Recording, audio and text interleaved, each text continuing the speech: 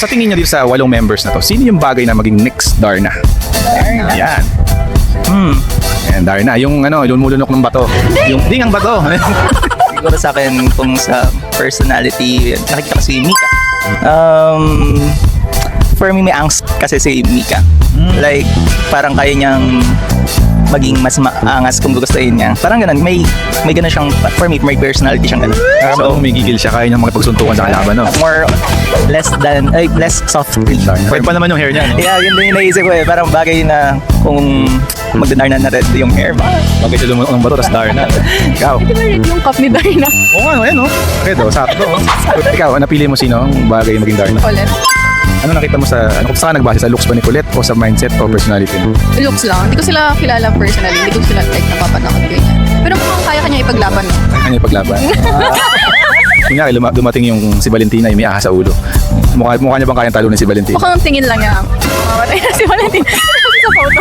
Ano ba yung looks ni Colette? Sa makeup niya. Yung eyes niya kasi. Eyes niya. Parang may gustong may patunayan.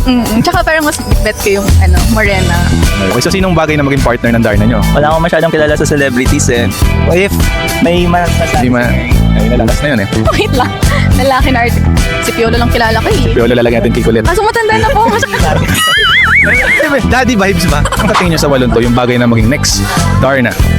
Darn. Based tayo sa looks Oo. Yung naka-red hair. Pili mo. So, sabi mo siya, anong bagay sa kanya? Ba't siya Darna sa'yo? Kasi ako first foot niya tingnan. First, Yung fierce foot. fierce. Tapos tingin mo kaya niya lumaban sa mga kalaban ni Darna? Si Valentina, ganyan. Siguro kaya naman po.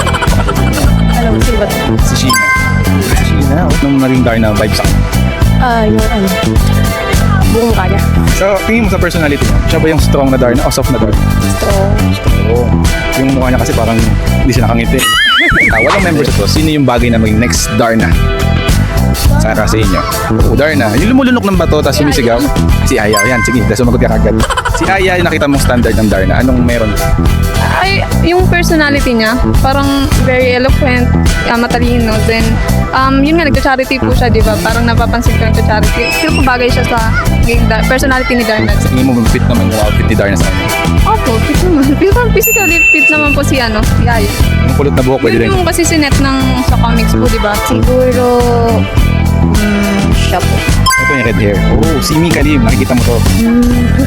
Ayan. So, ano yung fit or trait niya na bumagay kay Darna?